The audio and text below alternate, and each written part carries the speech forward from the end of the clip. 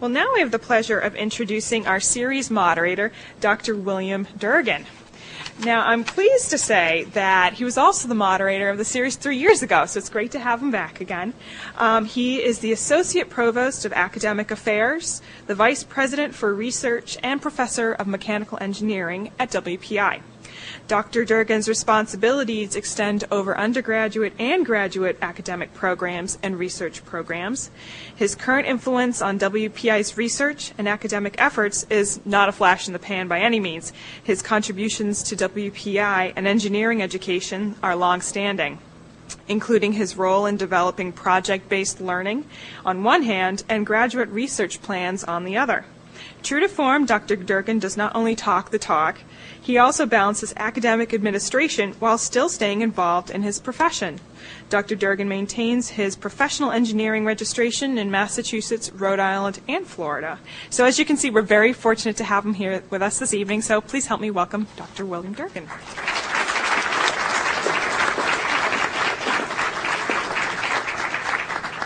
Thank you, Caroline. I had tried to get Caroline to say a few, little bit less about all of that stuff, but we'll get her next time. But anyway, good evening, everyone, and welcome.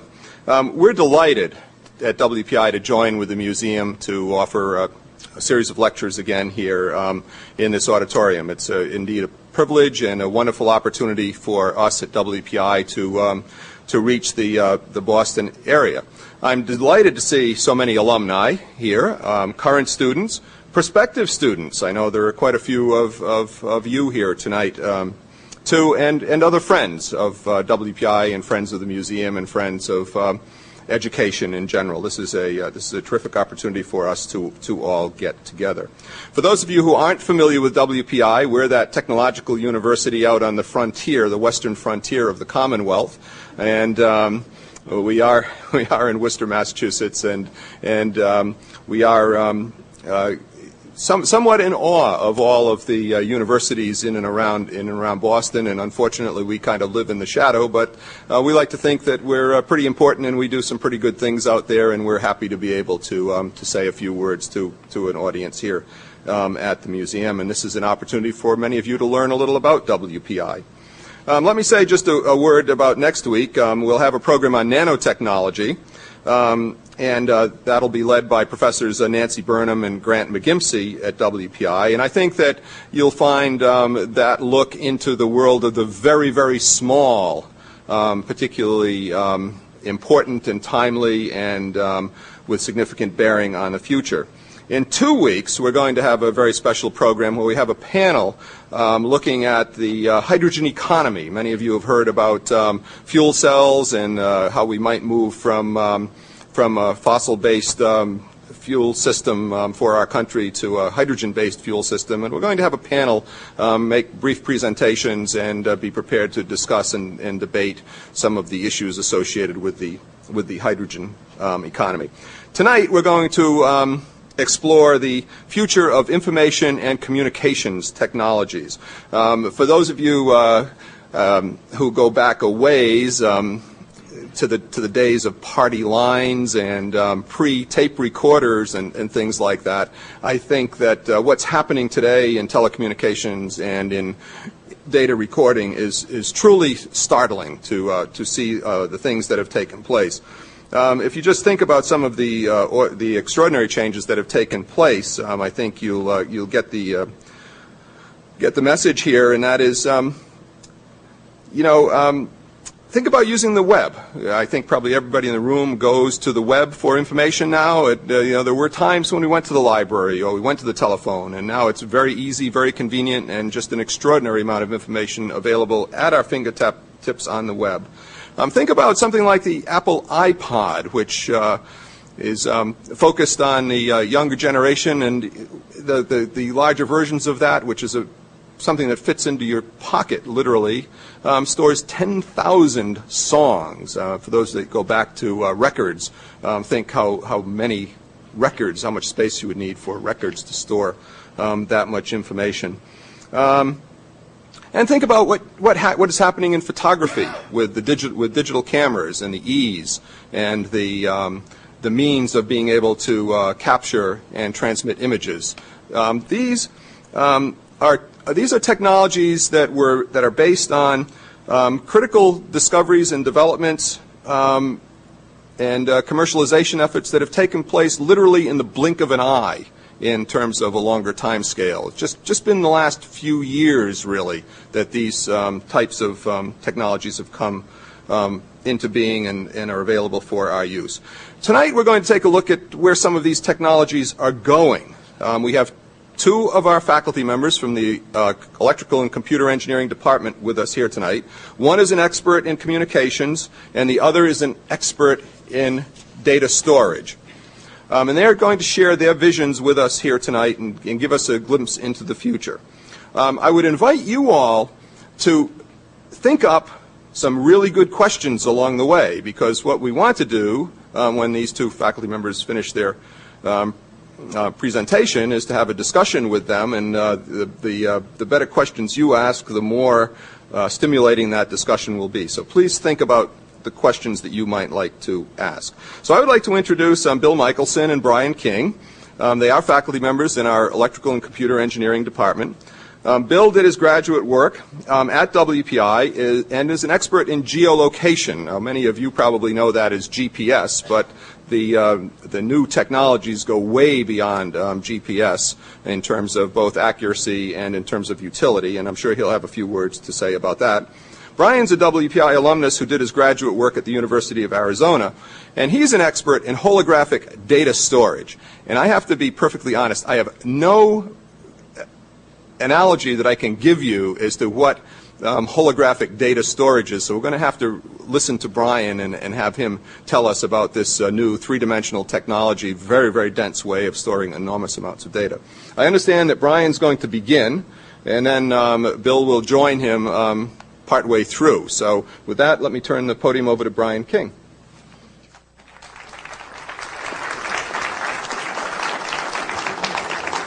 Well, thank you, Bill. Thank you for the kind introduction. I'm actually going to diverge away from technologies, crazy technologies such as holographic data storage tonight. They do exist in the future, but it's a different area of focus than what we're focusing on tonight, which apparently is the choice of screensavers. We're looking at the future of black hole communication. And again, one of those future technologies is just right around the corner. But let's start by going back to today and perhaps a few years back and walk forward from there. I'd like to define for you one definition of communication technologies that you probably would have guessed of, but I've got to remind you anyways. It's only fair.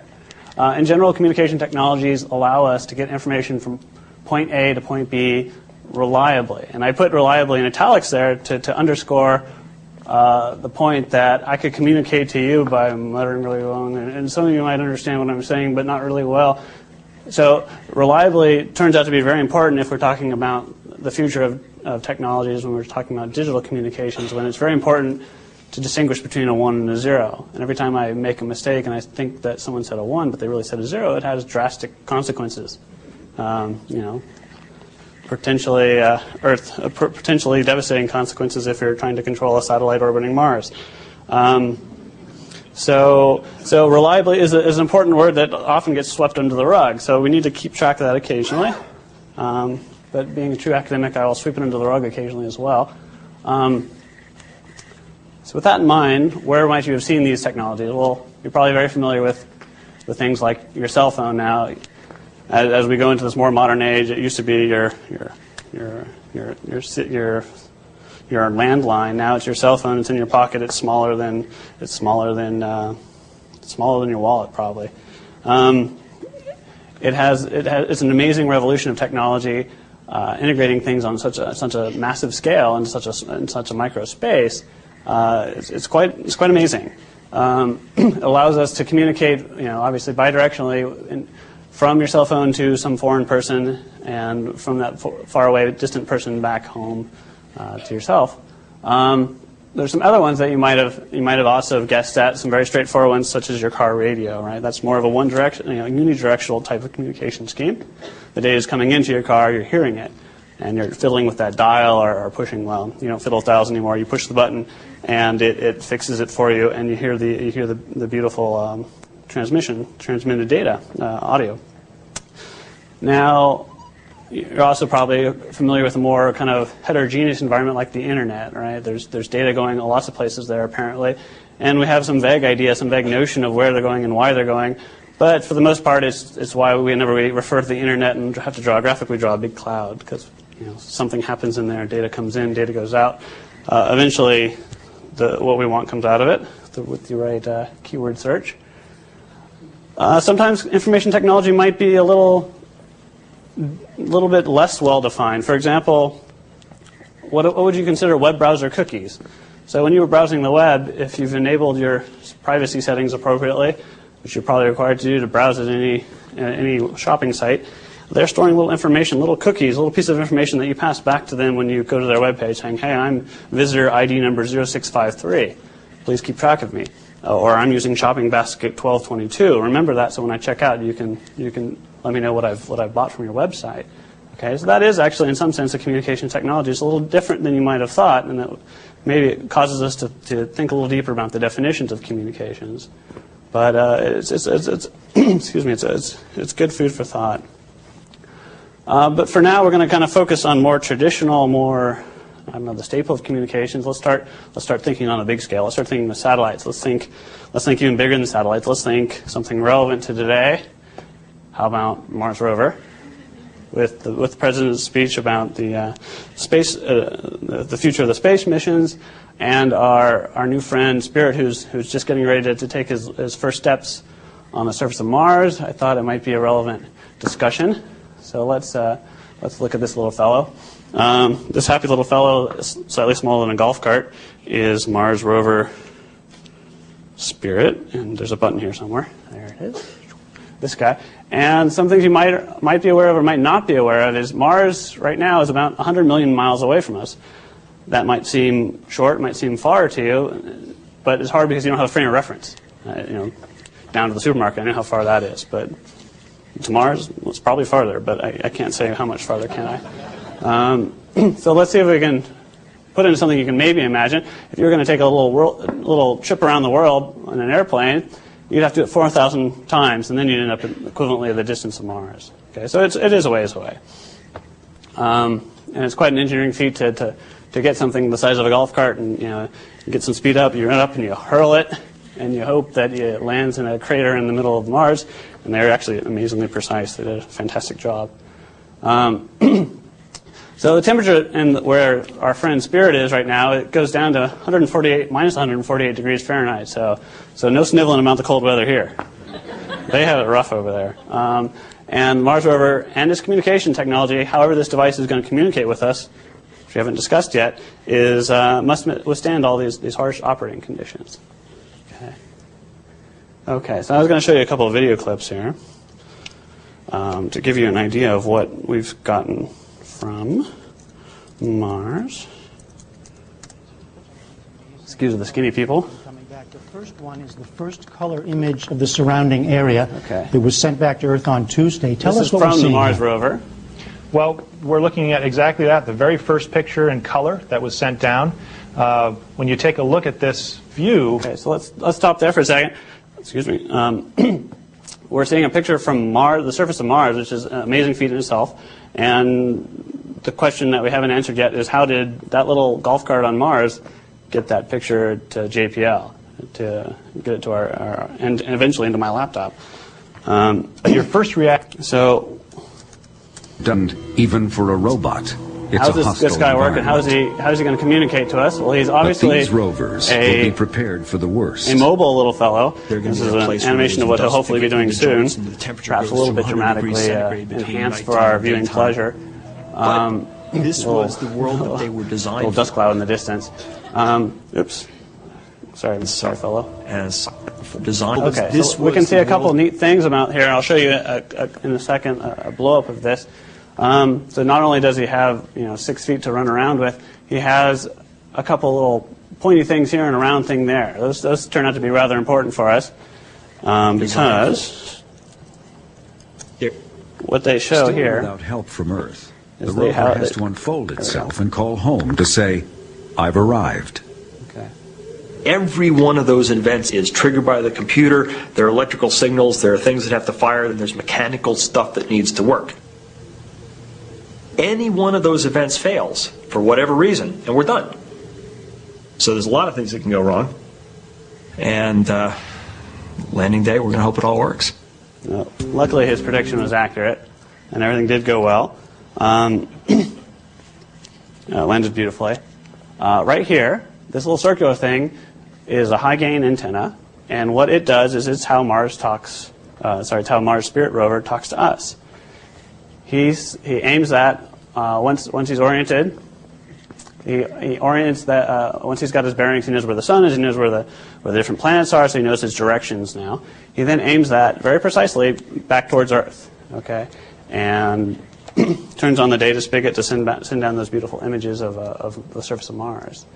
Now, this thing here is pretty tiny, right? And this thing is running on lithium-ion batteries. It's running on laptop batteries. Okay, and it's 100 million miles away, and it can be heard on Earth. That seems like a stretch. Well, if you talk very quietly, the only way to hear you is to have a very big set of ears, which of course NASA does. So these are how NASA hears all the not only the Mars rover but all the deep space missions. So these are giant satellite dishes, satellite antennas, and they have a collection of them spread out all over the world. International collaboration of countries to group together their resources and point those very precisely, for example, at Mars, and collect every little piece of bit of information they can collect from the Mars rover. They all add it up and put it onto hard drives, ship it to JPL. They try to figure out what was said. Excuse me, and they eventually decode it and say, okay, Mars rover sent us this picture. Here it is. Okay, so it's a pretty amazing feat if you think about it. The Deep Space Network's been around for a while. It's constantly being upgraded as they add new technologies to it to improve upon its reliability so that it can hear even better and even noisier environments. Okay, even fainter signals, even farther than 100 million miles away. They have them situated, at 3 different central stations. There's one in Goldstone, California, Madrid, Spain, and Canberra, Australia, so that no matter what time of day or night it is, at least one of those guys is looking at any part in the sky we want to see. Okay, so Mars is constantly under view by one of those 3 sites, and as we go through a 24-day cycle and the Earth rotates, well, okay, Goldstone goes out of view and Madrid comes into view of Mars. Okay.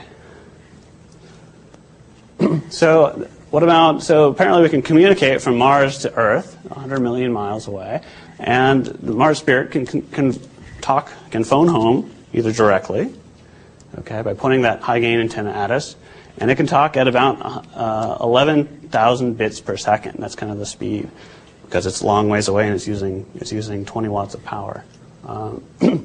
Or, turns out right now, orbiting Mars are 2 other satellites we put there, the Mars Global Surveyor and Mars Odyssey, and they can relay signals. Spirit can uplink to them, and then those satellites with more power can send information directly to Earth from there, and they can transmit a little faster, so 128,000 bits, or 128 kilobits per second, as we'd say.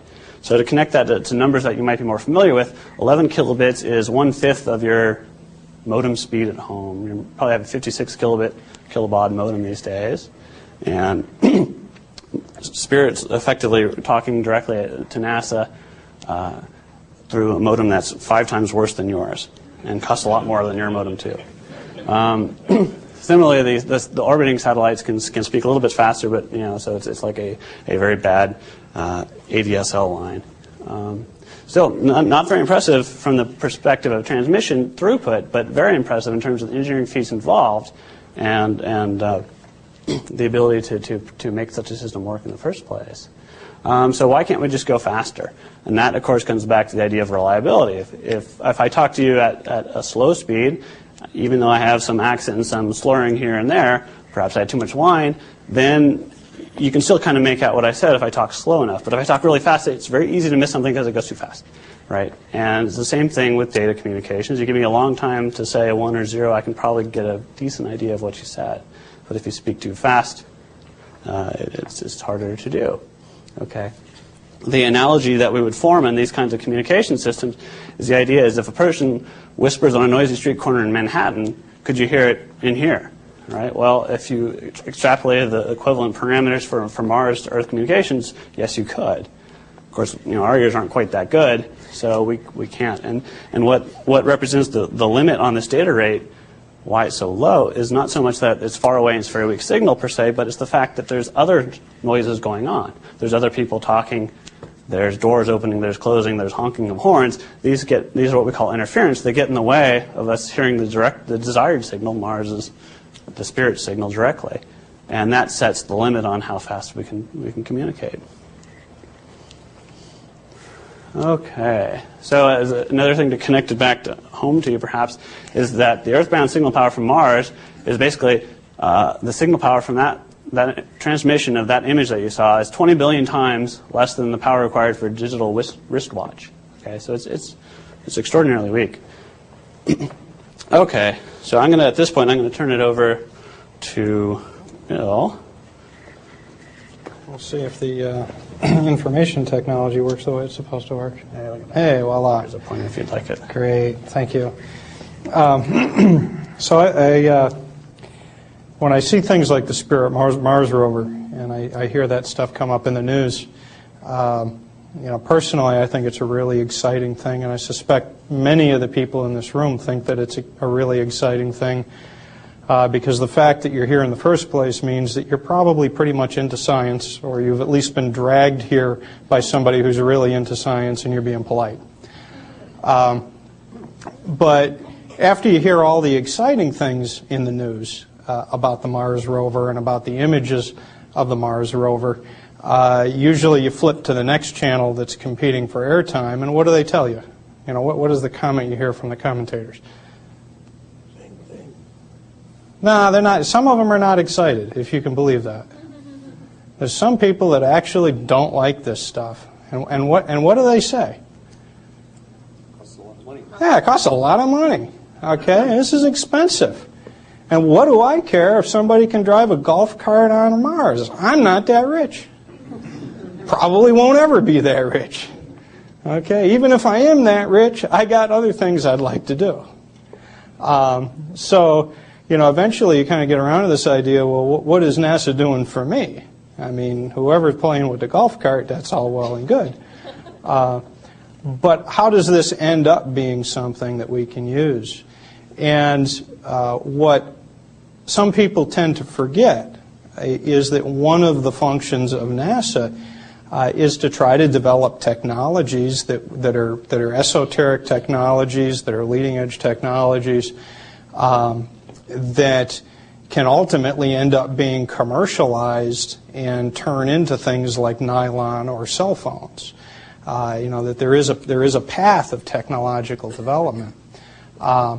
Now, if we bring things a little closer to home than the Mars rover, we start seeing things like NASA's Advanced Communications Technology Satellite, a system that's developed in order to try to test leading-edge communications technologies. How can we do better? How can we use our spectrum more efficiently? How can we get more data? Because everybody wants more data, more data, more data. The hose coming into the house just is never big enough. You cannot get enough cell phones. When there's a crisis, you open up your cell phone. It says, "Thank you very much. You just paid $29.95, but we have no intention of letting you have access to our network for the moment because it's just too darn busy." This is a pretty amazing piece of technology. The ACT satellite is actually one of the first satellites to fly 20 and 30 gigahertz communications.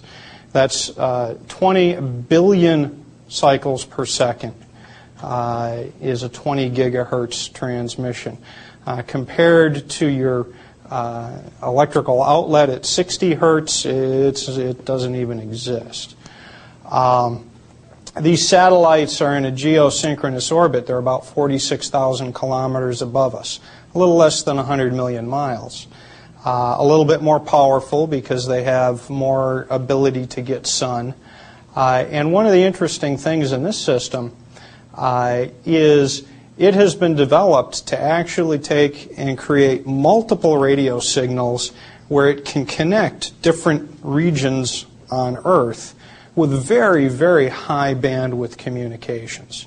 It's like taking an extraordinarily wide communications channel where you can transmit hundreds of billions of pieces of information per second, and just connecting those two places just like they're sitting next to each other. The implications of things like that for providing high-speed backbones, for improving internet service, for improving cellular telephone service, for providing emergency communication services are absolutely incredible. In fact, if you actually look at what this does, if you take all of the radio spectrum from the bottom of your AM radio dial, or if you happen to be an ex-Navy sailor, some of you guys like to use radio transmissions down even below the AM radio band. Even if you want to go all the way down to your power outlet here at 60 hertz, and you took that all the way up to the highest frequency television signal or cell phone signals that you're typically sending, all that fits through one of the signals that this guy transmits. This transmits 5 of them. Okay? So all that information, all that bandwidth is being harnessed to be able to communicate from point to point. I could say the same thing if you're paying a fair amount of money every month to the cable company to provide you all this high definition television, 580 channels with absolutely nothing on any of them. All of that, well, I'll call it data rather than information in that context. All of that could fit through one of those radio signals. Okay, an absolutely phenomenal way of carrying information from point to point. If we come a little closer to home, how many people in here happen to be amateur radio operators or ham radio operators? Okay, we have the contingent over here. Well, don't you guys start cutting up, okay? For quite a while, amateur radio operators have had some fun playing around in space. Interesting things about these satellites is most of them are done by private donations and by volunteer efforts. Tremendous amount of work. What some of the amateur radio satellites do is they actually allow you, literally from your living room, to get involved with space-based communications. And some of it's pretty sophisticated communication. Some of it's fairly simple, but some of it's fairly sophisticated. This particular satellite, we see it in one of its pre-deployment test bays. We notice a couple of those small antennas sitting here. There's some other antennas not shown. We have a thruster here so that the satellite can actually maneuver around a little bit. Unfortunately, on this particular satellite, shortly after launch, there was an explosion on board the satellite, which damaged several functions of it. Some of its attitude control is not quite working correctly, and some of the transmitters and receivers aren't quite working correctly. But hey, it was built by a bunch of volunteers and it blew up. Do you expect perfection? But those functions that are there have been providing a lot of enjoyment, because Oscar 40 is one of the first, actually I think it's the second, truly high altitude satellite that's currently in operation that you could go and you could listen to today. What that high altitude means is in orbit it goes way out. It goes 65,000 kilometers out into space. And what that does is it gives it a fantastic view of the Earth. Okay? In fact, it can see half of the Earth. So anybody on the side of the Earth that the satellite's on can communicate with it, and as a consequence of that orbit, it looks like it kind of just hangs there. And it just goes way out fairly quickly and comes way back, but it's such a long, thin orbit, it looks like it's overhead for many, many hours a day, on the order of a half a day. So it provides point-to-point satellite communications that in many respects is more sophisticated than what you can get through an Iridium satellite or a VSAT. And you can do it for free. The cost of entry is an amateur radio license plus a pile of radio equipment. Speaking of which, I figured I'd give you a picture of both my basement and my sky. When I say modest, basically this radio here is about all you need to be able to communicate through some of these satellites. These antennas are actually, that's not the complete array at the moment, but what you have is a VHF and a UHF antenna sitting on here with some other antennas to come. One of the interesting things is when you hook all this stuff up, you bring this thing home and you convince your father, your mother, or your significant other to allow you to keep it. Then you can kind of point those things up in the sky, and you can dig up things. And this particular satellite that I'm going to play here, Oscar 7, is of I'd like to say it brought a tear to my eye, but that's actually only partially true. When I first started in radio and communications, the first satellite I ever communicated through happened to be Oscar 7. And I spent a long time with really, really crummy equipment trying to search and find that Morse code beacon traveling through the ether. And the day before Christmas this year, I fired this thing up and pointed it skyward, and we got to change the audio here.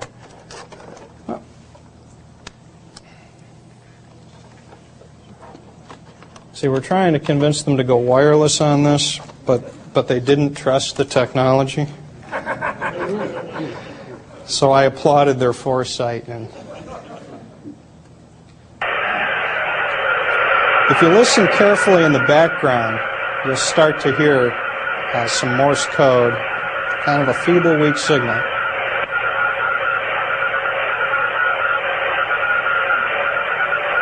Can you kind of catch it? Okay, what that actually is it's a series of numbers. For some of those guys that are here in the audience, you can hear things like 156, 277, etc., etc.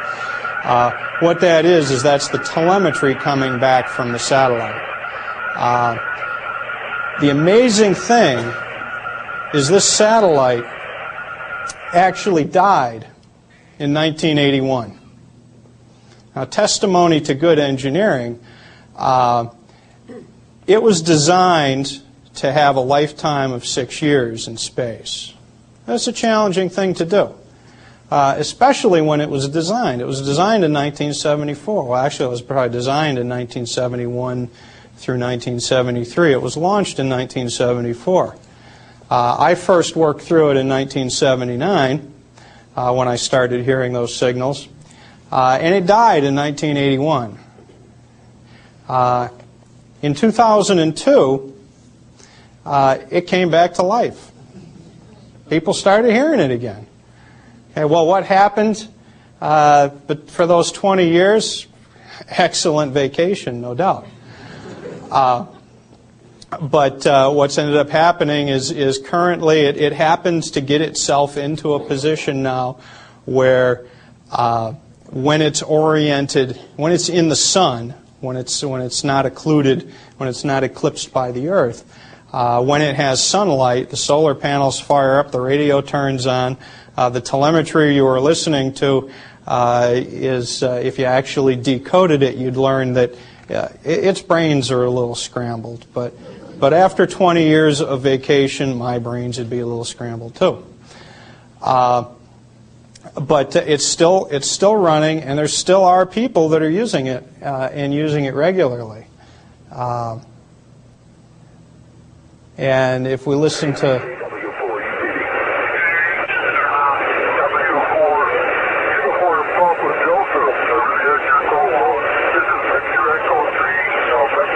this is a station in Melbourne, Florida, talking to a station in Ottawa.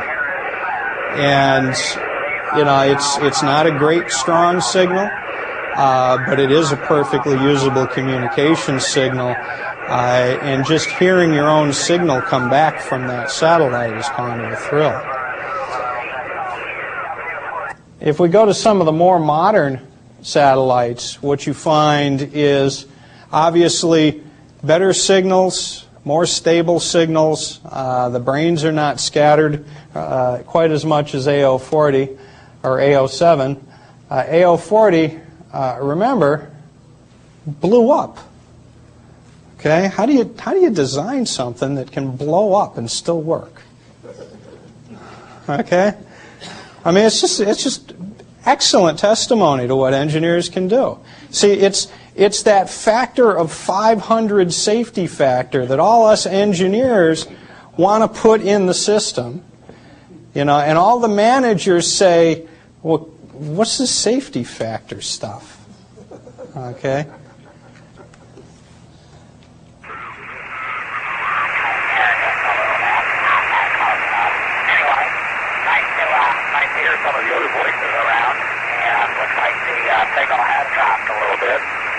It's dropped a little bit. It's 65,000 kilometers away. Instead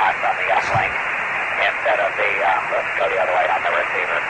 Anyway, yeah, look forward to getting a recording of it. I'm actually going to send it over to a friend of mine who's been wondering how well 40 is working, and give him an idea just how armchair this copy is. This is great, and really looking forward to it. And Kevin, nice to hear you here. WA6FWF, nice to hear Every you. one of us in the room could sit down and have a conversation like this with somebody a half a world away. Of course, if you don't like talking to people, it also provides data transmissions. As Professor King was saying, you know, if you were listening to the Mars rover, what kind of stuff would you hear? It would be something like this: a heavily encoded signal, something that's going to be passing telemetry information. One of the big tricks, as we just heard, is how do you code information so that by the time it gets to the other end, it's actually reliable. It's a tremendous amount of sophistication goes into these little bird chirps here that are actually passing all kinds of information. This happens to be a telemetry signal, so this is giving information about what's going on in the satellite. It's giving pictures back to Earth from the satellite. It's passing it. Well, this being telemetry, it's not. But if you wanted to communicate, transfer files and things like that, you would do it using a similar kind of thing. Now, I know we have at least one person in this audience who would much prefer a sextant to a GPS receiver. But if he'll just indulge me for a moment, we'll talk a little bit about the GPS. We'll move a little closer to home. Right now we're not 65,000 kilometers away. Now we're about 42,000 kilometers away. Okay. Now we're in a situation here where back in 1978, some of that those big dollars, those big defense dollars, went into launching 10 satellites. Those were the GPS Block 1 satellites. The initial satellites that were used to prove whether or not this harebrained scheme that was developed by a fellow named Brad Parkinson could possibly have any use whatsoever.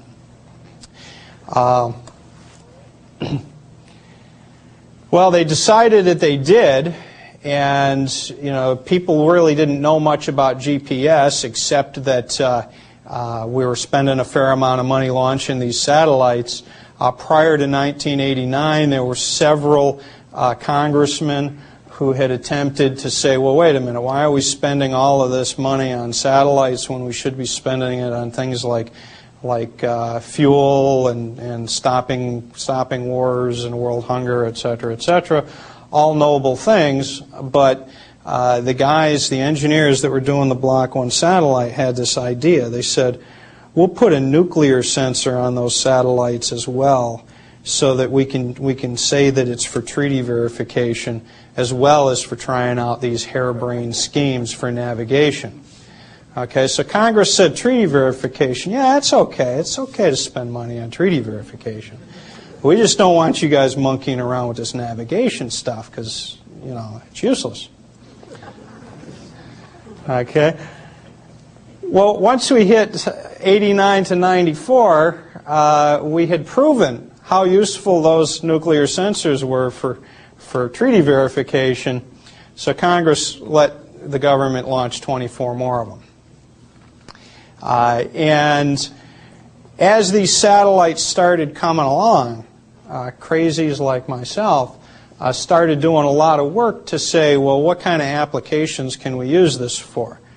For example, how can we make this reliable and safe for commercial aviation? And there was a lot of work and a lot of applications got created in many areas, in surveying, in vehicle navigation, tons of things. One very interesting thing that people don't even think about, where GPS touches probably the lives of everybody in this room, and that is one of the important things that GPS does is time transfer. Well, how big a deal is time transfer? You want to know what time it is? If I want to know what I ask you, Kevin, what time is it? You say 7:47. I say, no, you're wrong. No, it's not. One of the things that the GPS allowed is taking any 2 points on this planet, any 2 points, and being able to synchronize them so that they know exactly what time it is to within a few nanoseconds. Okay, that's 1 times 10 to the minus 9 seconds. It's a foot. Exactly. It's a foot at the speed of light. Or 30 centimeters for those of you on the metric system. Why is that a big deal? Who cares about knowing time that precisely? Well, you're a ringer. Who else cares about time that precisely? Do you care about time that precisely? Anybody? Well, yeah, because if you have to synchronize them. But what's the thing we all need to synchronize? All of us probably use one or more of them every day. TV, cell phones, cell sites. They need to transfer data from cell site to cell site. Okay? They can transfer that data basically 2 ways. Asynchronously, which requires a lot of overhead to synchronize, or synchronously. If they know time well, then they can be more efficient, transfer more data. Remember, we want that pipe to be as big as it can be. More data per unit time, good synchronization. Internet. Transmitting huge amounts of data coast to coast, synchronized using GPS. Well, how does GPS work? I'm not going to go, I promise no equations. But basically there's 3 pieces, and there's a lot of misconceptions about how GPS works. You have what they call the space segment, which is the really expensive part. That's the $1 billion a satellite kind of things. You have a ground segment, which is in many respects similar to NASA's Deep Space Network. It's run by the U.S. Air Force. And then you have this user segment. Well, the only people that ever transmit anything to the GPS is the control station. There's a couple of control stations, and if anything ever has to be done with the satellites, if they have to be moved a little bit, if they have to be recalibrated, that's all done from a couple of control stations. The users only receive signals. And what that's done is that's given essentially an absolutely free navigation system to anybody in this room. And some of the applications that are popping up, I grabbed 4 here. One of them is precision surveying. How precise? Anybody hazard to guess how precise you can get? Oh, 1 foot. You can get way better than 1 foot. Huh? It can't quite get to a nanometer, but you can get millimeter level positions. You can get millimeter levels. In fact, using GPS, you can actually watch the tectonic movements of the plates of the Earth. In fact, using GPS, if you're worried about depletion of aquifer and things of that nature in different areas of the world, it's sensitive enough. You can watch the effect of air pressure on height above ground, because when you have high pressure zones, it pushes down on the Earth, squeezes some of the water out. You can measure that with GPS. Want to know where your kid is, where your dog is, where you are. Sometimes I've always been told it's great to have an altimeter in your watch, because sometimes you want to know how high you are.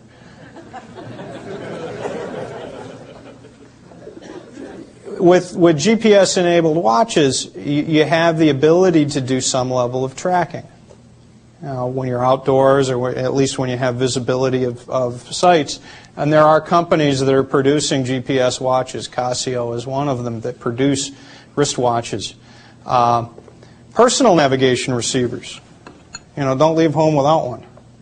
Everybody should have these. I say that being in the GPS business. To actually bring that ability to have precise positioning into your car, into your backpack.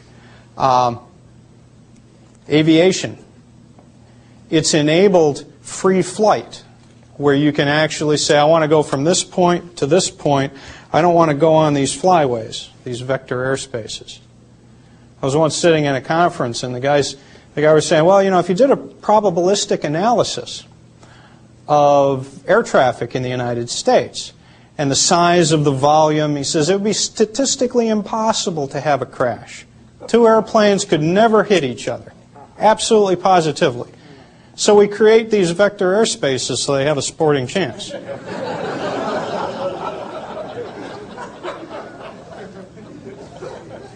Well, if you start going in and using some of that space, then with appropriate free flight rules, you can start making better efficient use of your airspace in order to get from point A to point B. Now the next slide here,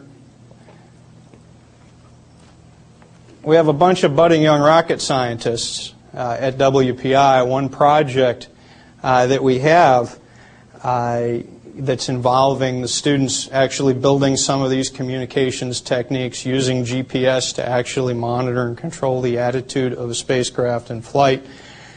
We have a team picture here where everybody's shown kind of happily standing in front of the camera because we told them to. There is some work, some real engineering that has to go on. The faces aren't quite as happy in some of these pictures. We have a test satellite, which is actually this little cube. I was not able to bring it with me, but it's about a 6 by 6 inch cube that during a test flight we were able to take up to about 100,000 feet. And this is the view that we received back from 100,000 feet. Okay. Very cool stuff, built with parts you could find almost at Radio Shack. It's just really, really fun kinds of things you can do with technology. Okay, and with that, I will turn over the floor to my colleague. Thank you. All right, so we're going to go from our quick voyage to Mars down through the GPS satellite systems and follow that 6-inch cube, which always reminds me of 2001 with their perfect cubes. Imagine that perfect cube falling down through the atmosphere, and as it falls towards, let's say, Boston, for example, what would it start to see? You'd start to see networks now that are not operating on the level of satellite to Earth communication. Now you're talking about communication between two actually now somewhat near locations. For example, if we take out your cell phone, where you're talking to a cell tower that's fairly close by. Okay, and that enters the realm of where we start hearing things like wireless local area networks. Okay, so local area means that we're restricting ourselves to some smaller, more reasonable definition of local than 100 million miles or than 60,000 kilometers. And one we want to focus on is the one that is gaining so much notoriety these days, and ever present. You're seeing this magic name Wi-Fi, a genius of a marketing gimmick, which is another word for a rather boring standard defined by the IEEE called 802.11b. So the marketing folks said, that's never going to sell. This will sell. And they were right. As soon as they got the Wi-Fi sticker out there, it sold like hotcakes. It was ratified, all the details of 11.11b were ratified in 1999. It's a communication technique that lets you communicate at up to 11 megabits per second, 11 million bits per second. That's a fairly reasonable rate. And it operates roughly in normal kinds of devices, about 300 feet outdoors. It's kind of the range. And about 150 feet indoors. And it goes through most walls, assuming you don't live in Fort Knox and have 3-foot thick steel walls. It'll operate indoors just fine. In fact, it's the way, if you, a little ad hoc demo. This little nubbin over here is my Wi-Fi card that lets me talk to any devices that you may have right out there within this auditorium. And and it's become kind of an ever-present standard. It's just invading everywhere. And what you're going to see close on its heels is something that doesn't have a catchy name yet, so that's probably why you haven't heard of it so much. And that's 802.11g. G for great, I guess. Right? And until they come up with, a new nickname like G Wi-Fi or something, or G Whiz Wi-Fi, it may be destined to sit on the shelves of CompUSA for just a little bit longer. But that time on the shelves is quickly drawing ever closer to now. It's very similar. It operates at 54 megabits per second. Well, you say, well, okay, 11 megabits, that's 11 million bits per second. Isn't that enough for me? I mean, let's show some restraint here, people. Do we really need 54 megabits? Do we really need 1.2 terabits operating out of the tip of our finger? Well, of course we do. It's a silly question. And so the thing you would start asking yourself is, let me start comparing these things. Let me say Wi-Fi, okay, it's got the plus in the sense it's got a cool-sounding name. 802.11g isn't so cool-sounding. But what about other ways to compare it? 802.11g is faster, right? It's roughly 5 times faster. And it's smart. They're very smart. New technologies always replace and are backwards compatible with old technologies so that they can absorb the previously existing consumer base and move forward. So 11G is wisely designed so that it can indeed communicate in 11B modes and talk to any 11B device, any Wi-Fi device you have handy. Okay, except for now new devices that have got the cool G-Whiz factor can now operate at the higher data rate. Okay, so what other comparisons? Well, is it more expensive? Well, it probably is. It talks 5 times faster. Shouldn't you pay 5 times as more? Well, with the way that electronics and all that's going today, the answer to that question is no. You're paying, it's basically the same price today, just about. Okay, I double-checked last night. A laptop Wi-Fi card is $50. 802.11g laptop card is $60. Okay, so we're not talking a lot of money these days, and thanks to the miracle of the computer revolution. So higher speed is better, but do we really need it? And of course, we answer that question absolutely. But why? And besides just our need for speed, if you will, why do we need this? Why is it actually somewhat critical to have that step from 11 megabits per second up to 54 megabits per second?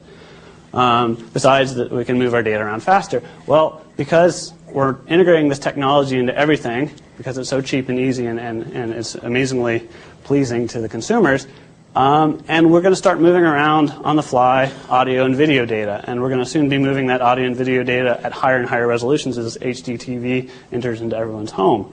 And 11 megabits per second just ain't going to cut it. So we need that 54 megabits per second. And even that'll be pushing it soon. I'm sure there'll be an 802.11. Well, there's already an H, so they'll have to come up with a new letter. Let's go with Z. 802.11Z at 1 gigabit per second. So, and comparing Wi-Fi to 802.11G, we see that effectively, on paper, it looks like it's a win all around. And so, of course, what you're going to see in the next 5 years is 11G will indeed replace Wi-Fi networks. They'll extend them. And I'm sure they'll have a catchy name to make you remember it better than 11G. But so just so that you heard it first here, you will be becoming familiar with this technology. An example of this kind of revolution, I'd almost call it this communications revolution, is in the fact that Wi-Fi has seen such fast deployment nationwide. And what's one way to find that out? Something called war driving. Some of you might have heard of this. This is when you go out, you take out your personal computer assistant these days. For example, my Zorus. It's got a Wi-Fi card in it right there. This guy. Okay, talks at 11 megabits to my laptop or anything or any other device you guys have sitting in the audience. And you turn it on and you listen for signals and you walk around. And you listen, you see what's out there. And you find people that have home networks of their own. They put up their little Wi-Fi device and they turn it on and connect it to their internet connection, their cable modem, and they very happily surf the web. And of course, if you walk within 100 feet of their house, you can happily surf the web too. So one way people find this out is they do war driving. They stick this in their system. Now to tie this all together, you then connect it up with your GPS device to give you precise coordinates of where you are when you detect this signal, and you make a map. Okay, so you have longitude, latitude, and elevation if you'd like, and the Wi-Fi, the signal strength, and then you overlay it with these beautiful GPS, the geographic survey maps of your local area, and you generate war maps. So here is, in fact, Boston. Okay, and we're up here in the middle by the happy hand there. Let me circle it for you. I pulled this off the internet last night, so we're roughly right over here. And the blue and the red are different signal level qualities, and you can see these little spheres of influence. So all these colored areas in blues and reds are indeed existing Wi-Fi networks available today, okay, because someone drove by your house and reported it on the internet. And if we zoom in even closer, so we'll zoom into the Museum of Science area, we can see more precisely all the networks in the area. And if in the audience we have someone who owns the network called Fishbowl, you might want to secure your network. So we see that the deployment is actually pretty fantastic, right? And this is purely consumer-driven, right? So again, you see the way that this technology evolves. Once you can kind of get the consumers behind it, and you can use technology to bring the price down, it just rolls into the households. Okay. Notice how many people have named Linksys. Which is the default configuration of the Linksys router, which is, by the way, unsecured default configuration. That's right. And then there's those MIT folks right there. Okay, so as this going back a bit, this perfect cube sinks down towards Boston. It would start to see these networks. Okay, so we see a bunch of these. All these networks represent individual households or businesses, and if we fall down and focus and kind of go inside one of these households, where do we end up? We end up in what we call the realm of what we're going to define as something that's evolving right now into the future, home media networks. Okay, a lot of people's houses, and in the future, most people's houses, specifically in suburban areas, will be well equipped with wireless networks running at the 11G standard or higher. And what we're seeing are things like that are rolling out now. For example, Pioneer just recently announced at the Computer Electronics Show a DVR, a digital video recorder. It digitizes the analog, the cable signal coming in from your cable connection or your satellite TV or your broadcast antenna, and stores it on a hard drive for your later perusing. And then it puts into it a DVD drive, so you can burn it to your DVD if you want to save the program for later viewing. If you don't want to waste hard drive space, which is so cheap anyways, why bother? So these kinds of devices are rolling into our homes. All right. In addition to just simply, glorified VCRs, we're seeing things like satellite radio is in quite a few cars nowadays, and it's also entering into homes. It's a satellite-based radio service, and there's devices being built that integrate it directly into your home network. You have this receiver that takes in the satellite radio, and then through a Wi-Fi connection spreads it to your house. So if one person wants to listen to jazz in this room, they can. Another one wants to listen to alternative rock, they certainly can do that as well in their own room. So it works well for the parents. And you can also set access control and such for concerns of that nature as well. And we're seeing other products just roll out right behind it, all around this theme that Wi-Fi is going to take over your home network if Microsoft doesn't beat them to it. So we're seeing things like wireless speakers. You just plop the speaker down, you put in its MAC address, and you turn it on, and off you go. Right? Put a little code saying this is the left rear channel of my 5.1 surround sound, and it's done. Okay, we're seeing that high-definition television screens are also coming out this way. Not only is high definition coming into our homes, but these screens are also, we're seeing some of them that are actually being developed wirelessly, so they don't even have to be connected to or associated with one of those digital set-top boxes or anything. They just have a Wi-Fi connection. Someone will feed me the data, right? If not my neighbor, right? Another advantage of living in close compounds.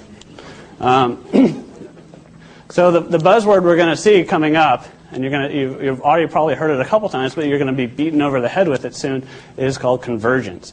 Everyone's going to be talking about technologies converging.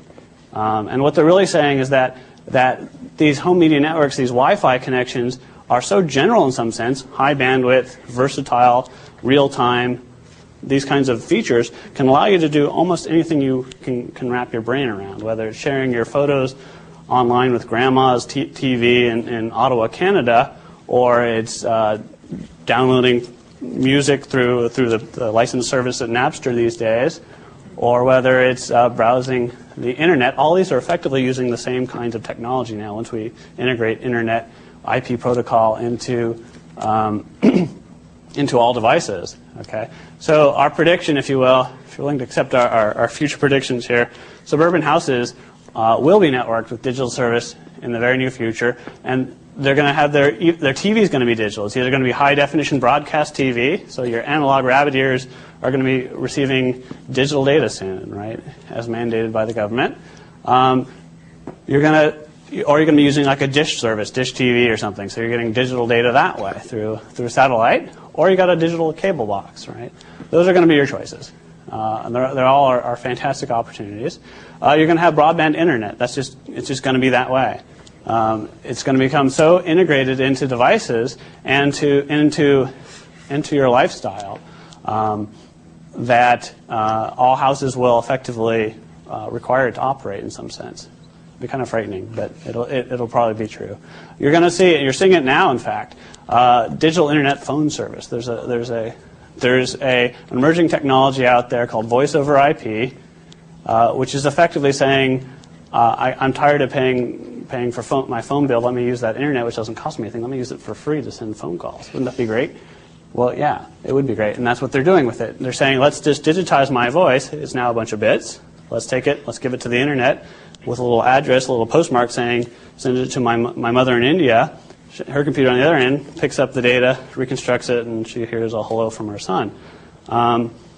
There's no reason that can't work, and in fact, it works quite well. That's actually very likely to be a major shift on a lot of carriers to provide that, because it becomes an efficient way to service phone service, to provide phone service. So the days of the analog landlines are numbered, and so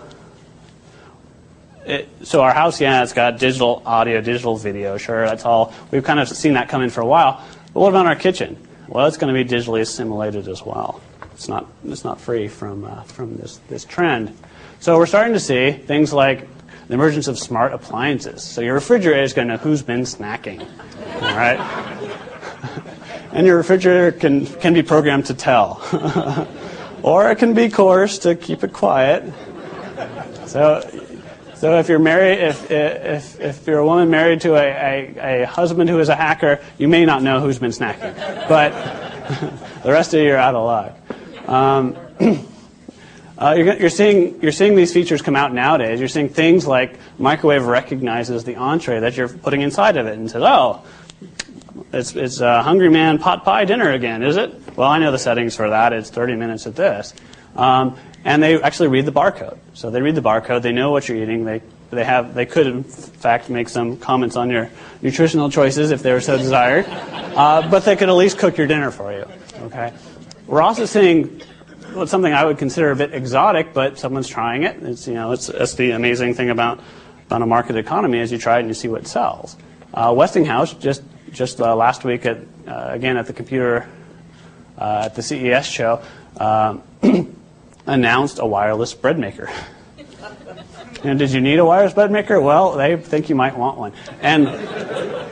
And what's neat about this kind of a device, again, it can read the barcode to know what kind of bread mixer you're putting in it or something, and it can communicate as part of actually like a package that's going to communicate and dominate your kitchen. You have what they call the ice box, which is a small, effectively computer with Wi-Fi networking in it that talks to these other devices that are enabled. For example, your bread maker, your refrigerator, your microwave, and they collude or conspire, I don't know yet, I'm undecided on that, to coordinate the kitchen process, to know what you're cooking, to know what it needs to do to help you out and assisting you in the kitchen. So the bread comes out, or the mix comes out of the ingredients come out of the refrigerator notes that they've been removed, the bread maker then notes what ingredients are going into it, and it makes the perfect loaf of bread for you. And as Professor Michelson will talk about in a little bit, you'll see things called RFID tags. And what we're going to find out is this is a way to ID things. We'll find out more in a second. And you're going to find that your laundry machine automatically knows what clothes you put in it and knows how to launder them. Okay? It knows you put your delicates in, and it knows to set the right cycle for that.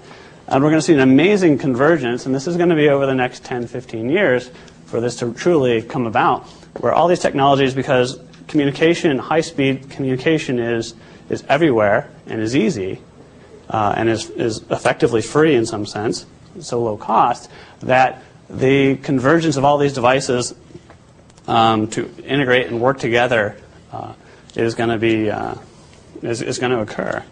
So I want to set up another demo here for you really quickly. The RFID socks congregate with the non-RFID socks. You're going to find them all. That's right. We'll finally solve the age-old mystery of what happens to the mystery sock in the dryer. We'll know where it goes. We'll put a GPS tag on it and find out where the rest of the socks are. Okay. Okay. So I want to digress a little bit and talk about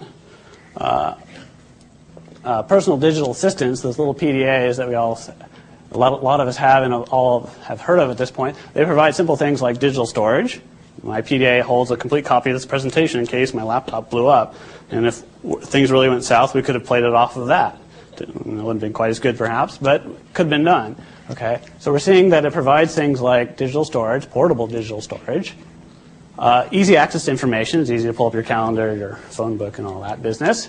And it's able to keep track of your alarms for those of you who can't keep their track of their own schedules. Academics are notorious for this. I'm no exception. Without it, I wouldn't know where I am or where I'm supposed to be. It's the constant poker in my back reminding me where I need to be going. So they're valuable devices. And what we're going to see, my prediction for the future, are obviously fairly obvious ones, that the computational power is constantly increasing according to Moore's law.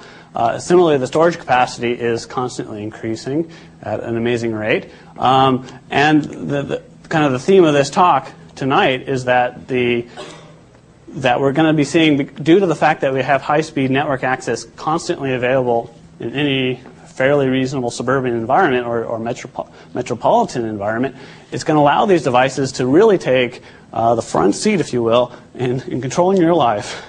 So if you're willing to give up the driving privileges, your PDA will take over for you, and you can go on autopilot. Because it's going to be able to integrate and keep track of all the details that we probably would prefer not to spend our valuable, our own personal CPU time on, and let the PDA take care of. Because now with things that are able to ID, the RFID stuff we see in a minute allows us to tag stuff so we know this item is present or not present. The PDA can detect that I am the correct owner of this PDA, and therefore I'm authorized to use it. And then it can seamlessly integrate, say, hey, Brian went home for the day. Okay, we need to turn on the TV. You know, fire up the jazz music and get the kitchen going. So you're gonna see an increased role as these devices take over the simple day-to-day operations of us silly humans who forget so much. As an example, I wanted to bring out my Sharp Zorus here, just like that one up there. It's a beautiful thing. It's got a pull-down little keyboard for us computer nerds. It's got a beautiful display, and what is neat about it is that a simple card gives it Wi-Fi access, so it has high-speed networking, and it can do simple things. Take off the screen cover. It can do simple things that aren't so fascinating per se, like if I get bored, I get stuck on the subway. It can play movies. You can hear it. Right. If I get bored, I can watch a movie. That's not so surprising. Everyone's probably seen that, expected that kind of feature to come in a reasonable amount of time. But where this is going, and what is kind of exciting, is not only the portable movie player, but what's it going to become in the future? It's going to become actually a little bit more than that. It's going to become, a personal media center. Okay, so I have this with me at all times. It knows who I am. It knows what I like to do. I go to a new environment and I say, okay, I want to take my video on here and I want to pass it to you guys. So this is actually my media distribution center right here. Okay? Just send it over to my laptop and says, hey laptop, play this on the screen for the folks. They might be interested in seeing this. Do we proceed? Yes, he is still. So this is the trailer for Matrix 3.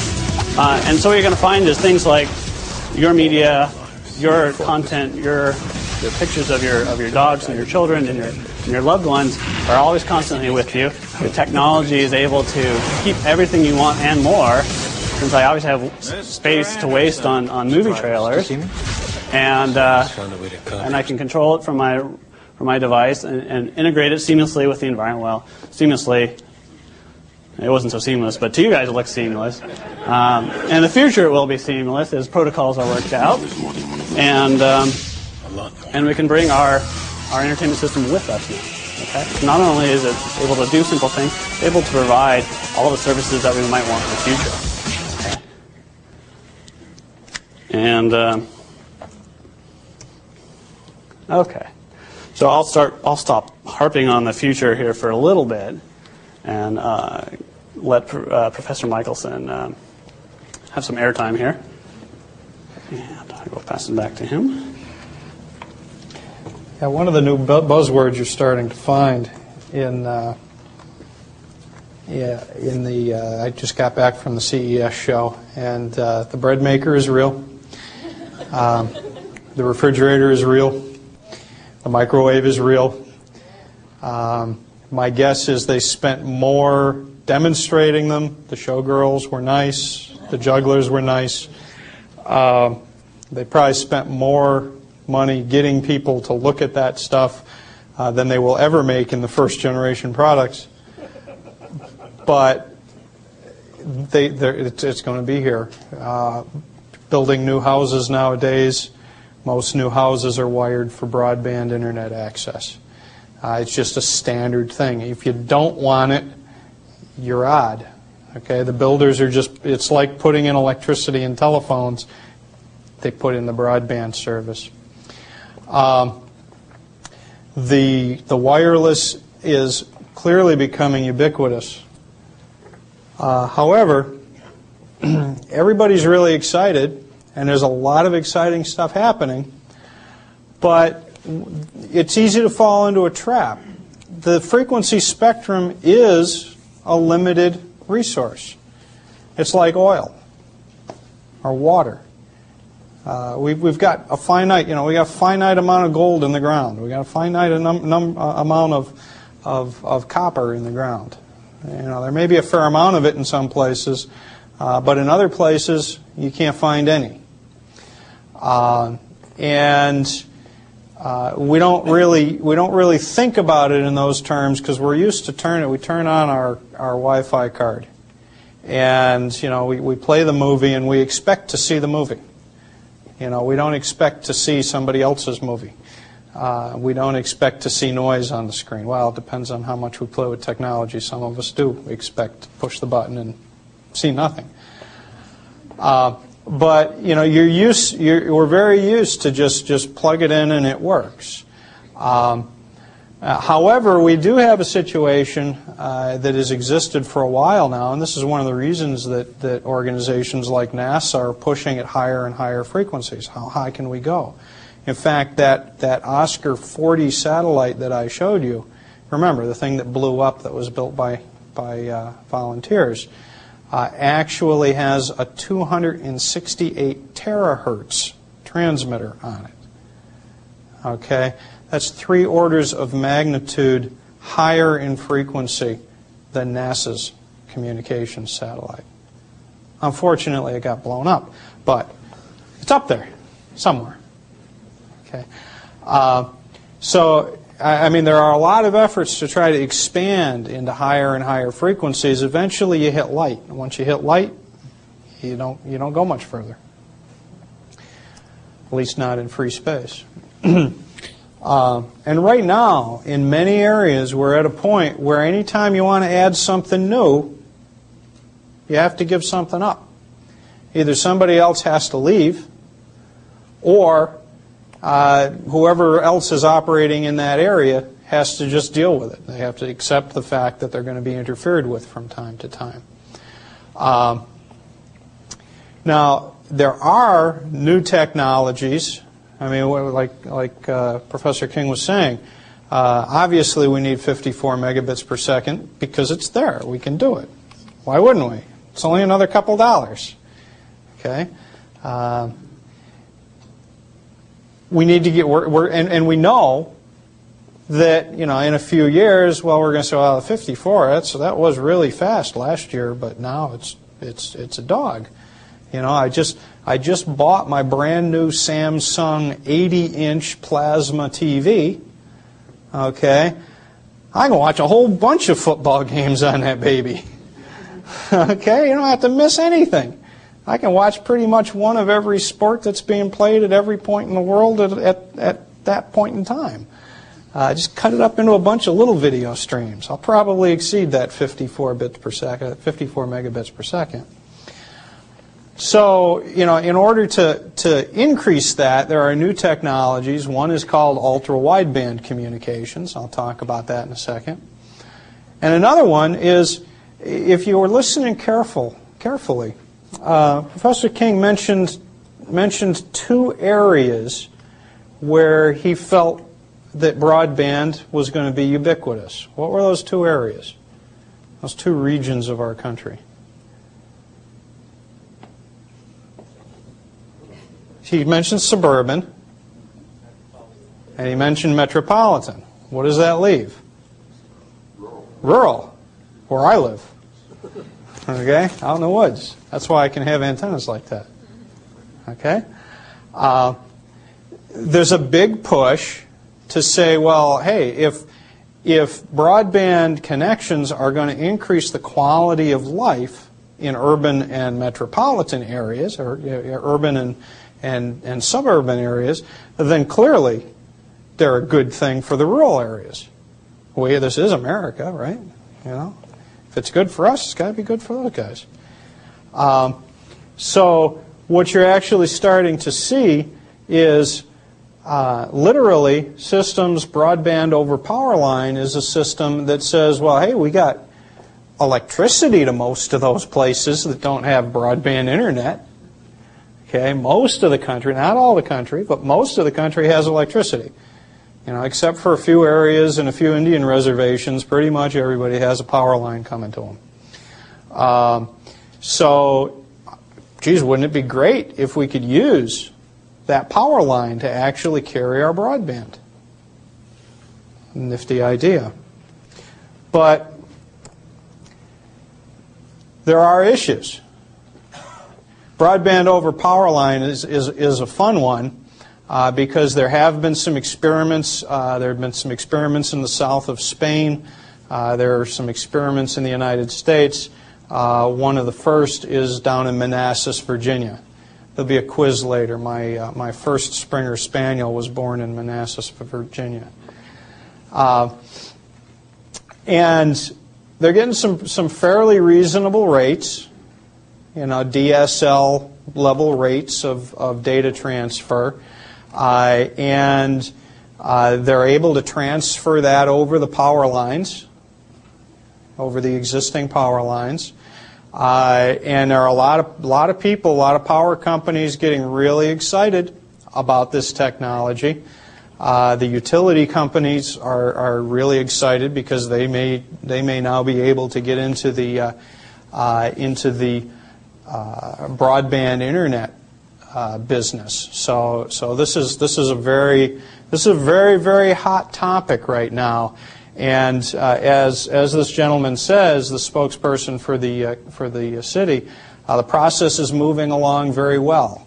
Currently, they're waiting for FCC approval. They need to make a few minor changes in the FCC rules. They claim, on the one hand, that they don't produce any interference. But on the other hand, they say, well, just to be sure that any interference that we might produce doesn't hurt anybody, we'd like you to change the limits on some of this interference. Hey, marketing is marketing. In fact, you can go on the internet right now today and buy this service. Nobody can provide it to you yet because the FCC hasn't allowed it. But you can pay $39.95 a month for it. When you look at some of the issues associated, you remember I said this is a finite bucket of stuff. Okay, it happens that the frequencies that are used for broadband over power line happen to be in the HF radio spectrum. They tend to be around 3 to 5 megahertz, a lot of the energy. Those of you who are amateur radio operators know that you can communicate to just about any point on this earth using those frequencies. In fact, you know that you can use those frequencies to communicate to anywhere on this earth, even with very infinitesimal amounts of transmit power. Doesn't take a lot of power to get from here to California. In fact, already today, if you get on some of the high frequency bands, you can hear these folks in Manassas, right here. Okay, but remember, this is not going to cause any destructive interference. Okay, well, who cares? My cell phone or my Wi-Fi, this is up around 2.4 gigahertz. Not even going to hear interference at 3 megahertz. My cell phone, 800 megahertz. My GPS, 1.5 gigahertz. None of that stuff's going to ever hear that interference. All right? Well, so who cares? Well, obviously a bunch of crazy radio amateurs care because, you know, we play with that stuff. But interestingly enough, some federal agencies are starting to care too. The Department of Commerce has come out against it. The Federal Emergency Management Agency has come out against it. Well, why do they care? Well, let's think. Okay, I happened to be with 6 million of my closest friends when the lights went out in New York City. You know, there wasn't any communications out of there except landline telephone. If I happened to have HF radio, I could have very easily gotten out of that area. But that was a short-term failure. Go to bigger things: floods, hurricanes, earthquakes. Very often the first line of defense, you know, the first people to get into an area are people that are communicating, that have to communicate hundreds of miles back because the disaster area might be hundreds of miles, and they need HF radio. Well, the argument, the power company came up with this argument, and they said, oh, yeah, well, that's not a problem. Because if there's a hurricane, the power's out. The broadband won't work.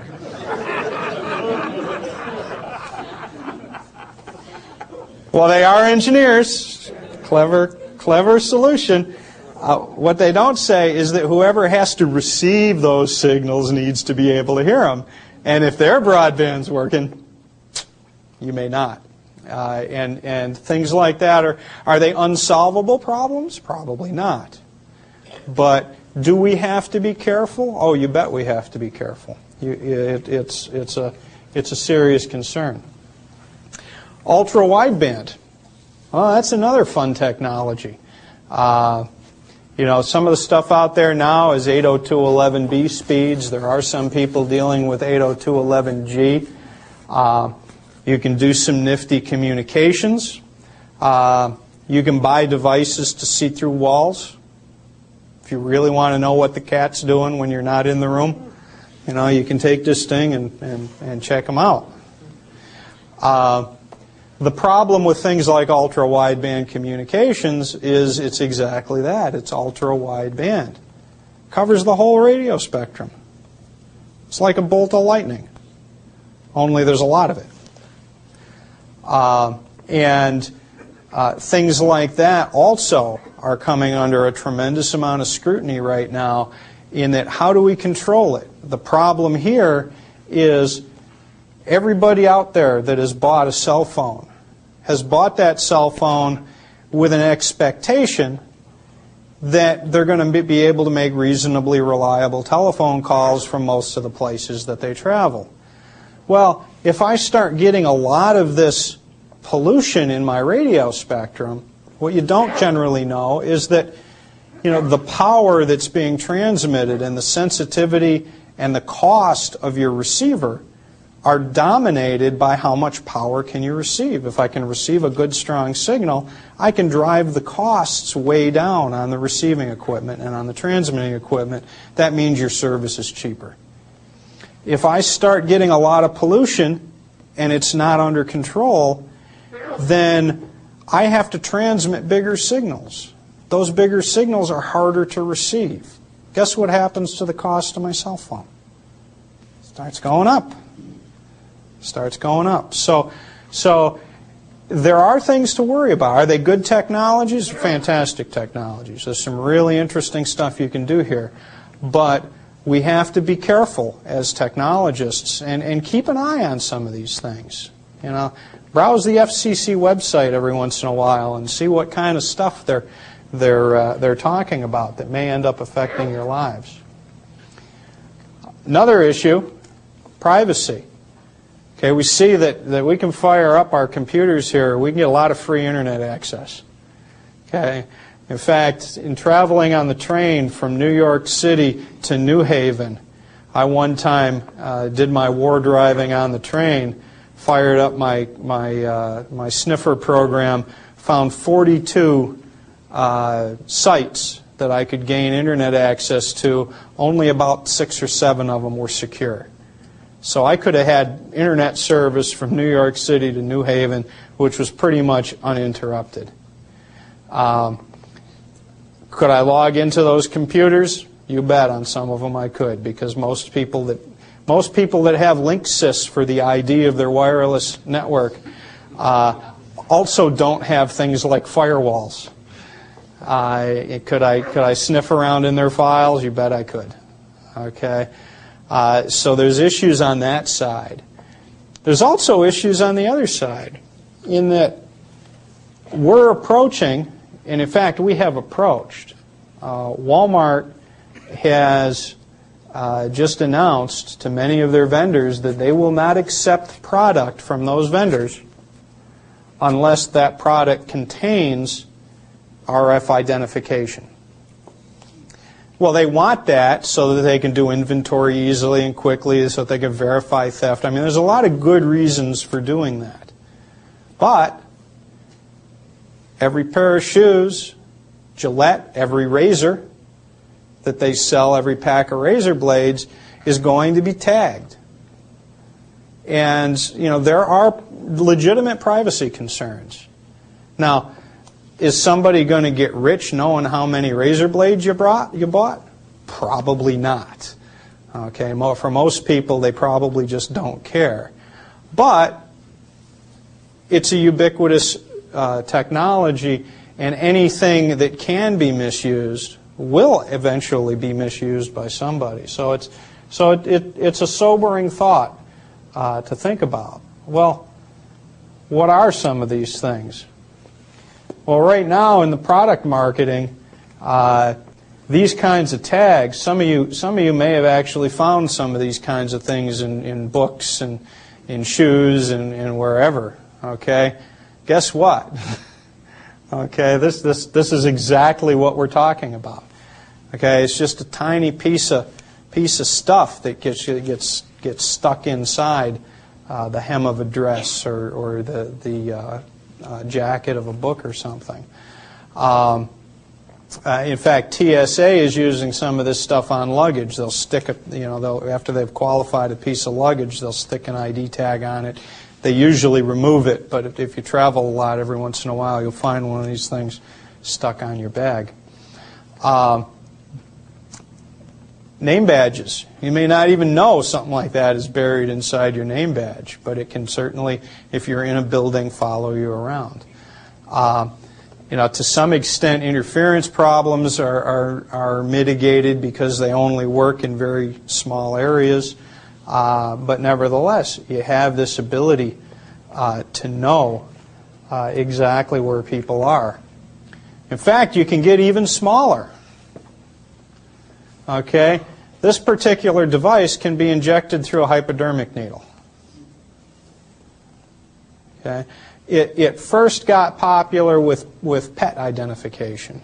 Any of you that deal with purebred dogs for show or for field use know that you can have many thousands of dollars invested in your animals, and the last thing you want is some bonehead that doesn't really know anything about your favorite breed of dog to run away with that thing and mistreat it. One way of recovering animals is through these RFID tags. However, they are used to ID people in some circumstances. They are an injectable. Now, there's a lot of authors, like the one I cite, that want to give the "is Big Brother watching you" scare tactic. Okay, it's great. It sells newspapers. Fortunately, right now, the technology is such that there's no power in this thing. Okay, or almost. It's basically a passive device. It only does something when it's excited. It's excited by holding a reader in close proximity. So you all may have these things injected in you, and from here I may not be able to find out any information. But remember, NASA is listening to that little tiny weak signal 100 million miles away. If there's a way to do good with the technology, there's a way to figure out how to do other things with the technology. In fact, the more we push, what I show here is some stuff that we're working on in my laboratory. Those three components are just about all you need to build a fully functional radio. Okay? And in fact, if I really wanted to make this thing small, Not that a dime isn't small. All I do is I get rid of the packages and I buy the dies themselves, and I can probably make each of these a tenth of the size that it is sitting there. Okay, so this is the big ugly stuff we use so that students can see it. Okay. But what it does is to be able to get this very, very high level of integration, which we could only dream about even a few years ago, is it opens up a huge number of applications, just like the GPS did many years ago. For example, wireless applications in medicine. We have devices like insulin pumps that will have something affixed to the person, be able to in real time monitor how much insulin is being given to somebody, and will communicate with another device to be able to get measurements and feedback and give data to a physician and things like that, get constant real-time monitoring of insulin usage. There's also a lot of other advances in sensors that are being connected to radios. This one in particular is something that we're developing for the Army. This measures heart rate and blood oxygen level. So these things are getting very small, and the application that we're using it in is to build networks of health and status monitoring systems for both military, for soldiers, so that if a medic in the field wants to know the physical condition of his men, are they getting dehydrated, are they injured, or also in civilian applications like firefighters, is somebody getting oxygen deprived, are they running low on oxygen, things of that nature. We're able to find out from afar so that we can communicate with those people, locate them, and get them to safety. Well, if that's not weird enough, how about eating radios? We can cook them up in the wideband microwave, and then you can pop a few of them. This is the capsule. It's the pill. They really exist. They're really that big. Okay? It's a big pill to swallow, but if you need to have your intestines optically surveyed, given the option of swallowing this big pill or the other available technique, this is much better. This is much better. What this does, it's a little radio transmitter, contains a little video camera, contains a little light source. On the back end here, it has some electrodes that actually give the tissue behind it a little shock. What the little shock does is it causes the muscle to contract and pushes this baby along through the intestinal tract. A doctor who has transceiving equipment outside the body can monitor this thing, can determine how fast it moves, how slow it moves, whether it stays in one position, so that they can get very, very good, high-quality images right inside your body. Okay. Other work that we've explored are things like control of artificial hearts, pacemakers, and things like that that are actually implanted within your body, and actually using the body itself as a communications network for these kinds of devices. What some of that very micro-miniature stuff is doing is it's really moving us in a direction where, at least my prediction, currently people look at communications as communications and people look at navigation as navigation. They don't think those things are the same thing. I think they're going to be really surprised over the next several years to learn that they really are the same thing. Just like the 802.11 standard for communications has enabled a lot of applications that we didn't think about, and then we discover, hey, all these computers are basically doing the same thing. Well, what you learn when you go far enough with it is that communications and navigation is essentially the same problem too. There really isn't any difference between the two. The end goal, the end purpose is slightly different, but you can use the same signals you use for communications to actually do your positioning as well. So you can start to take these functions and now really realize things like position-aware computing.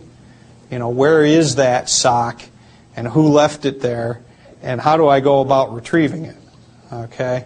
Find out which cat is playing with it, and be able to make decisions based on that. Or in the case of things like firefighters or soldiers, we can make more important decisions. Some of this stuff is out. It's a little bit big right now because it's experimental. But there are ideas. The basic idea is having systems, having networks that you don't have to do anything with. You just bring it in an area and it figures out what it is. Kind of the plug and play of networks, the plug and play of communications. You don't have to tell it anything. It learns by communicating amongst the nodes. It learns where it is. It learns where all the various nodes are. And then it learns where the things inside that network actually are. When you get into things like taking these networks that have position information, that have sensors coming back from people, you end up then, of course, linking it with this baby. Right? Everything has to go into the PDA so that while you're not worried about somebody shooting you, you can watch some videos. Okay, you need to relax. The idea here is that at this point we've got the sensors in the soldier, or on the soldier, some of them perhaps in the soldier or in the firefighter. We can get in real time a report of where those people are and how those people are. I mean, we've all probably seen things like first alert systems. Well, okay, a first alert system is great, but all that you really know is that somebody pushed the first alert button. You don't know if they fell down the stairs in the basement. You don't know if they're in the garage. You don't know if they're in the attic. You don't know if they're in the backyard. Okay? That's precious minutes when an ambulance cruises up and tries to find somebody. Okay? What we're moving towards with these kinds of systems that we're developing now and into the future is a person pushes that button. That person then not only transmits the distress, but maybe the specific nature of the distress. If it's a heart condition, maybe they've got a sensor on them that detects the heart anomaly and has radioed that to the hospital even before the ambulance has been dispatched. So it's being monitored before the key on the ignition has been hit. When that ambulance starts rolling, it gets to the house and the house can unlock itself because it's validated and verified that this is an authentic emergency worker. Okay? The emergency worker can communicate with the person. Okay? So that they're not just sitting there hurt and scared and wondering, you know, does anybody know I'm here? Okay? They can say, okay, you know, Mrs. So-and-so, we know you took a fall. We know you broke your leg. We know you're at the bottom of the basement stairs. We'll be there as soon as we can. Is there anything we can do for you? You know, can we call somebody? What have you? Okay? That stuff is a big deal when you're the one that's hurt. And one of the areas that we're actively trying to pursue.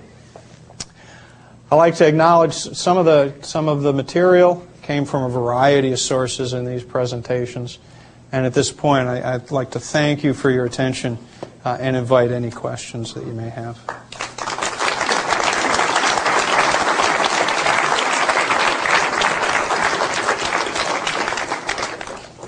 Certainly. You were talking about the accuracy of GPS systems, and I've noticed the one I have, it's pretty darn good on latitude, longitude, and things like that. But when it comes to altitude, it seems to have all sorts of strange numbers it throws at me. Now, I'm talking of a sailboat, so I don't really care what my altitude is. I know it's zero. Whether it's or if it's not, you got more important things to worry about. See, if 127 feet plus or 127 feet minus, I don't care. But why should the altitude be that far out from the other two numbers, which are right on? Yeah, that's a very, very good question. And the answer is really price. Okay. What it turns out that happens in the GPS is one of the things that they wanted to do in the design of the GPS is to be able to make the receiver as cheap as possible. One of the things that happens for a cheap receiver is you have a relatively low quality clock in this thing. It's not a very good clock. It turns out, and I promised you I'd save you from the equations, if you actually look at vertical in the GPS, that's very well correlated with clock error. So what you're seeing in that vertical error is mostly the fact that this is really it's a 10-cent clock. Okay. If you replaced it with a rubidium clock for $5,000 or $6,000, it'd do a lot better. I've got a 50-cent in my watch. It's a lot better than that. No, no, because you have to get. You got to remember that this is measuring microradians of phase. Very, very sensitive measurements. I notice airline pilots don't like those things. That may be low. Well, airline pilots are an interesting breed because if you talk to, I mean, some like it a lot, but others, at one time, the FCC was, or the FAA was saying, we're going to turn off all these other nav aids. Well, pilots, if there's one thing a pilot loves, it's redundancy. Okay, you know, you got two VOR receivers, you got two DMEs, you got two INS, inertial systems, you got two compasses in the plane. You don't have one of anything.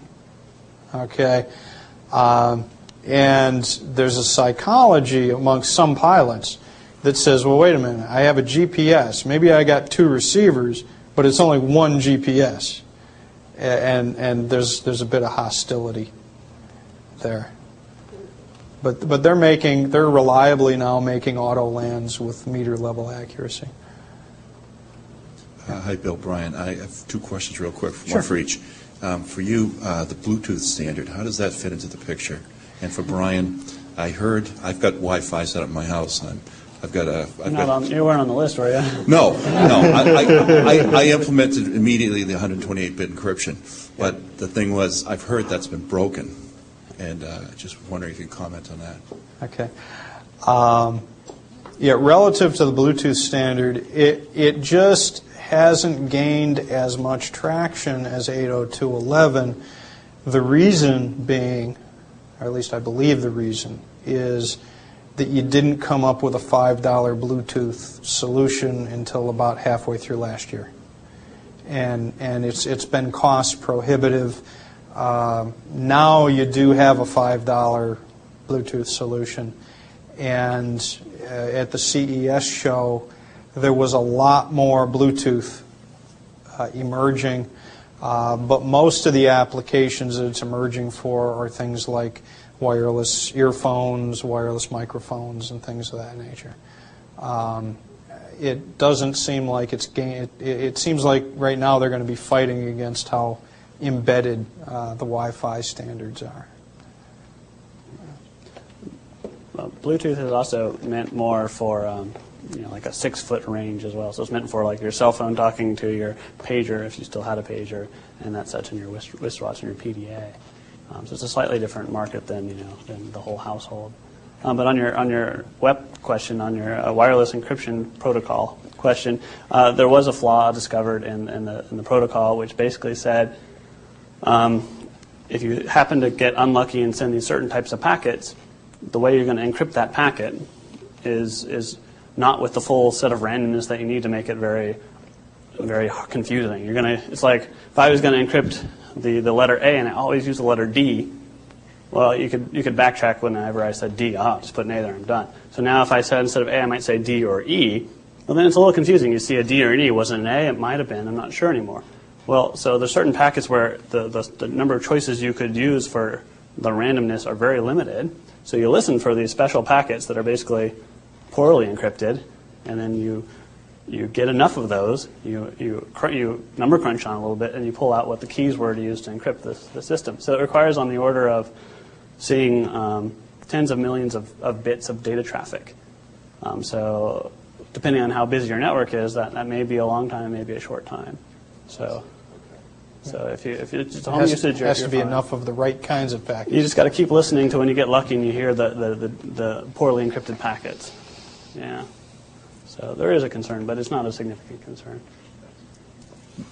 One of the things that has always happened with technology as it's gotten more complicated in some fashion is the law of unintended consequences, both in the case of intentional interference of complex systems and also accidental things that just nobody anticipated. I mean, we've already had examples of, I've forgotten where it was, Jack in the Box or one of these things where some person was basically going up to these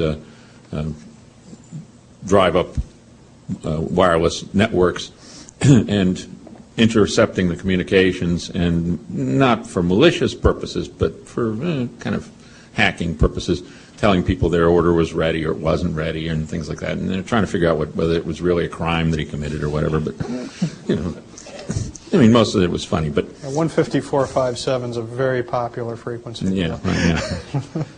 And once we start depending on these things, we become subject to catastrophic potential failures that could have, you know, local catastrophic effects or very large-scale catastrophic effects. We noticed that when we first started tying together power lines into wide-scale networks, that things propagated in ways we didn't anticipate and things like that. How secure in the sense of that kind of thing are we that dependence on this technology is not going to bring us over a cliff as we get more and more dependent on it and take away more and more responsibility and reliance on people's normal senses and normal ability of communicating that we know about for millions of years? That's an excellent question. That's the kind of question that I hope is coming out in the academic forums in the universities. When you have, this is an impromptu plug for WPI. Sure. We seek to educate our students on engineering and promote them to think about the social implications of their technology. Because you're right, there is as the technology gets more and more powerful, there is a significant risk in how that technology can, if we one day removed it, what would be the net result. So there has to be a discussion of those topics, and one way to approach that, I'm not going to say that there's a best way or a worst way, is to somewhat tentatively embrace the technology and see what happens and get experience with it and learn what the consequences are, learn what our dependencies are. And so it's kind of an exploratory, experience-based approach, and that's kind of what we're taking on a lot of these technologies to some extent. Yeah, and there's, I mean, there is that danger. It's a very clear danger. One of the things that I'm doing in order to eliminate that danger is in my laboratory I'm building a GPS jammer, I'm building a Bluetooth jammer, I'm building an 802.11 jammer. Call it a hobby. But I'm doing that because, you know, I'm like a white hat bad guy. That if I can go into an audience with the jammer and I can say, hey, anybody here, can you get a cell phone signal? And they look and they say, oh, no, I got no signal. I said, how about now? And they say, oh, yeah, I got it. I said, I'm controlling you guys. The more people are aware of those kinds of issues, the more we can be alert to them in some sense, and also realize that you can't just, you know, the temptation is to blindly follow the technology, but there's a real hazard there. Some of the early, well, in fact, even today, Magellan has a warning if you get one of the cars with the navigation system in there. There's a big warning that says, you know, don't believe anything you see on this thing. There were people that would literally, the girl would say, right turn 1/2 mile, and then they get ding, and then they drive right off the bridge abutment because, they'll go down the dock and right into the water. You're not going to replace common sense and vigilance. I mean, there is a place where knowing how to read a map or knowing how to take celestial measurements may someday save your butt, and that's the way it always has been and probably will continue to be. But yeah, it's something that people are actively looking at. Interference issues, reliance issues are being looked at. Is the work that's being done in that area sufficient? Unfortunately, you won't know until it gets put to the test. Great. I want to invite any of the members of the audience that have more questions to come up and chat with Bill and Brian. They've volunteered to stick around for a while. I wanted to thank the audience. It's been a tremendous audience. And on behalf of WPI, thank you for coming, and please come to the next 2 lectures if you are so inclined. And lastly, I want to thank our 2 speakers. I think they did an absolutely splendid job.